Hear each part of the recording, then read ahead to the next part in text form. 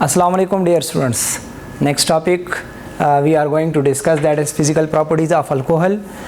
Students आपके mind में एक बात क्लियर हो कि जब भी फ़िज़िकल प्रॉपर्टीज़ के बारे में आपसे क्वेश्चन आ जाए और पूछा जाए तो आपने कौन कौन से पैरामीटर्स जो हैं वो डिफ़ाइन करने हैं और उनके बारे में बताना है कि इन पैरामीटर्स को जब हम डिफ़ाइन कर लेंगे तो हमारे पास ये फ़िज़िकल प्रॉपर्टीज़ आ जाएंगी। तो पहला उसमें है फ़िज़िकल स्टेट, दूसरा उसमें है ऑर्डर, तीसरा डेंसिटी, फोर्थ मेल्टिंग पॉइंट, फिर फिफ्थ बॉइलिंग पॉइंट और लास्ट वन है सॉल्युबिलिटी।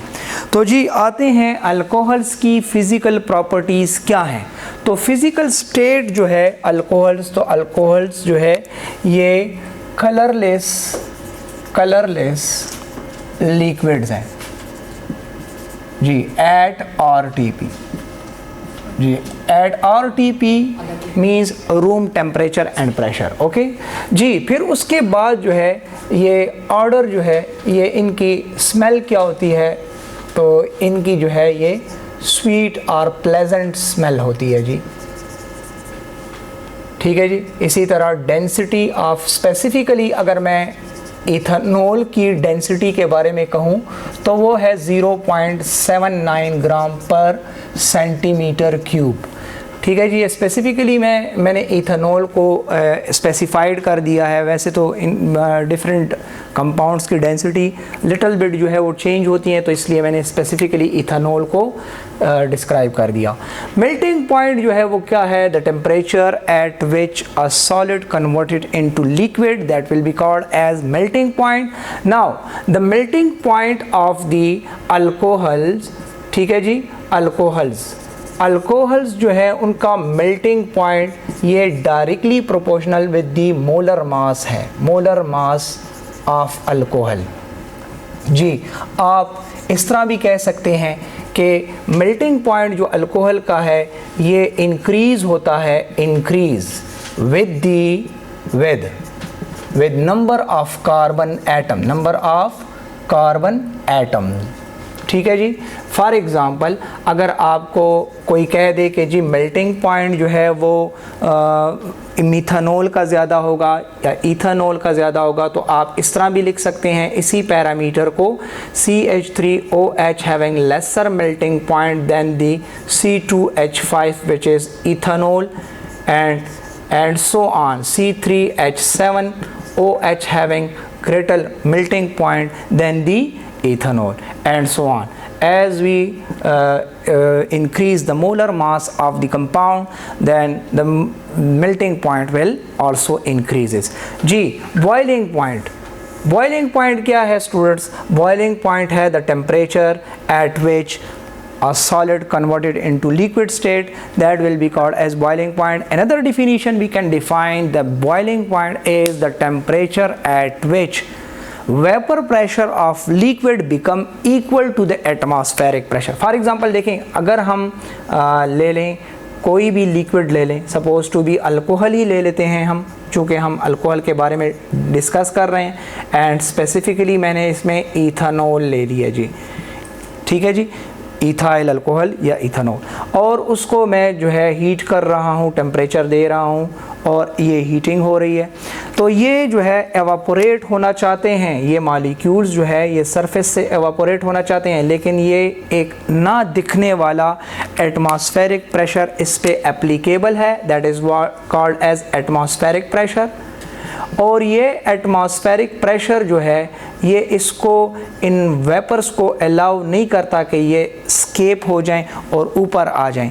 ठीक है, लेकिन यहाँ पर ये एटमॉस्फेरिक प्रेशर कांस्टेंट है और हम इसको हीटिंग दे रहे हैं, तो एक टाइम आता है जिसमें ये वेपर प्रेशर, चूँकि ये वेपर्स हैं तो ये वेपर प्रेशर जो है ये एटमॉस्फेरिक प्रेशर के इक्विवेलेंट हो जाता है और उस पर्टिकुलर टेम्परेचर को कहा जाता है बॉइलिंग पॉइंट।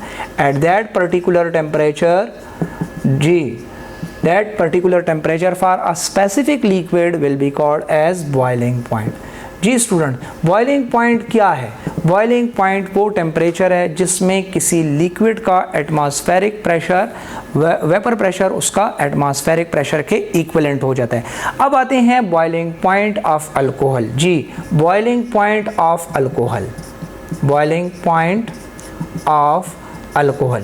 तो ये जो है ये अगर हम देख लें तो बॉइलिंग पॉइंट जो अल्कोहल का है तो ये इंक्रीज़ होता है, या इसको मैं इस रिलेशन से भी रिप्रेजेंट कर सकता हूँ is directly proportional to molar mass. Again molar mass के इंक्रीज़ होने से, या OR इस तरह लिख सकते हैं नंबर ऑफ कार्बन एटम्स। जब कार्बन एटम्स जो है ये ज़्यादा होंगे, ठीक है जी, फॉर एग्ज़ाम्पल ये हमारे पास मीथेनॉल है CH3OH, इसमें एक कार्बन है और इसका मोलर मास भी कम है।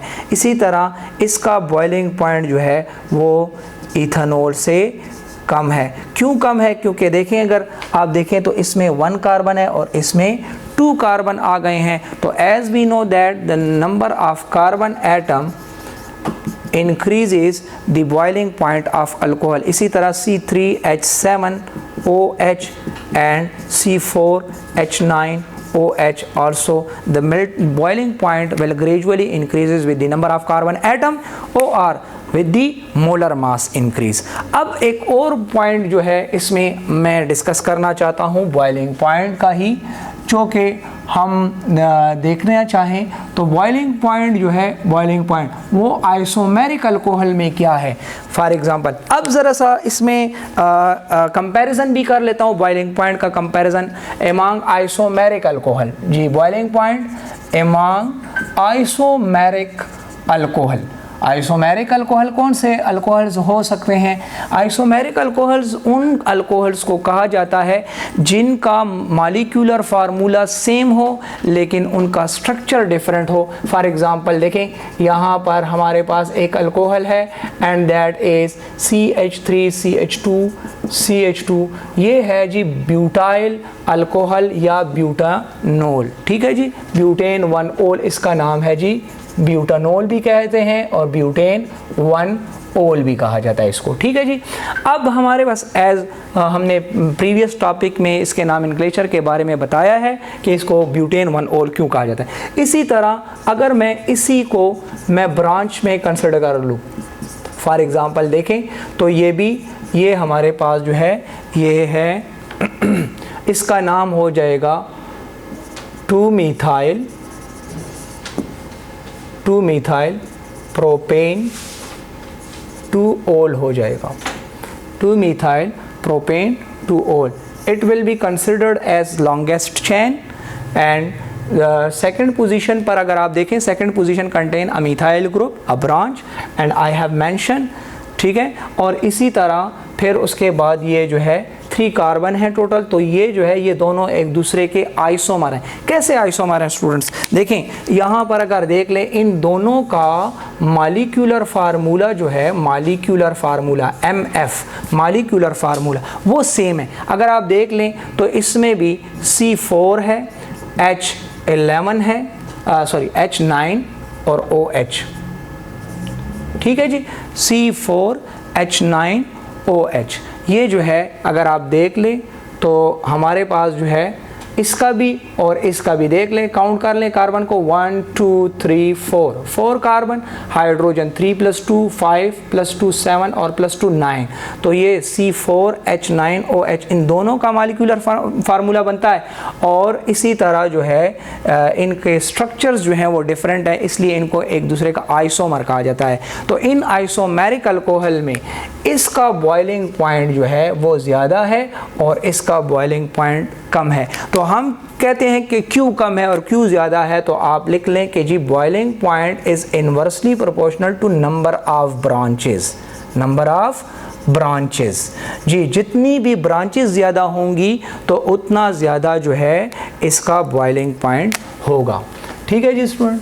इतना ही बॉइलिंग पॉइंट इसका कम होगा क्योंकि इन्वर्स रिलेशन है, तो इसमें ब्रांचेस के ज़्यादा होने से बॉइलिंग पॉइंट कम हो जाएगा। अब हम आते हैं इसका कंपैरिजन करते हैं बॉइलिंग पॉइंट का अल्केन के साथ और अल्काइल हैलाइड के साथ। तो याद रखें स्टूडेंट्स कि अल्केन, ठीक है जी, अल्काइल हैलाइड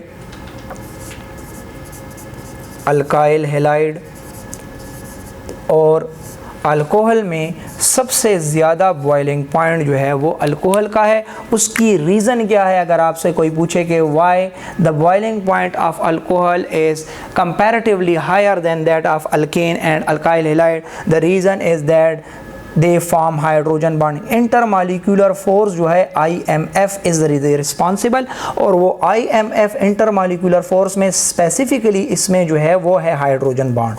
तो याद रखें स्टूडेंट्स कि हाइड्रोजन बॉन्डिंग जो है वो स्ट्रॉन्गर इंटरमालिक्यूलर फोर्स है, तो इसलिए इसके जो है एक दूसरे के साथ मालिक्यूलर स्ट्रक्चर जो हैं ये क्लोजली पैक्ड होते हैं, और उसी वजह से इसका बॉइलिंग पॉइंट ज़्यादा होगा। जी स्टूडेंट्स, सॉल्युबिलिटी रह गया है। तो सॉल्युबिलिटी जो है ये आता है कि जी वाटर सॉल्युबल है, अल्कोहल्स जो हैं ये वाटर सॉल्युबल हैं, वाटर सॉल्युबल। जी क्यों सॉल्युबल हैं, उसकी रीज़न क्या है जी? अगर आपको कोई कहे कि रीज़न क्या है, तो आप लिखेंगे कि जी रीज़न है hydrogen bond formation with water, can form hydrogen bond with water. तो याद रखें जितने भी ऑर्गेनिक कंपाउंड्स हैं, अगर वो वाटर के साथ हाइड्रोजन बॉन्ड बना सकते हैं तो वो जो है वाटर सॉल्युबल होंगे विद वाटर। ठीक है जी, तो इसलिए ये हम कहते हैं कि अल्कोहल्स आर वाटर सॉल्युबल हैं।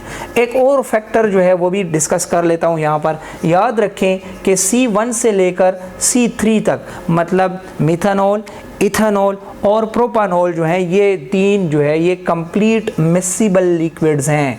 Complete मिक्सिबल liquid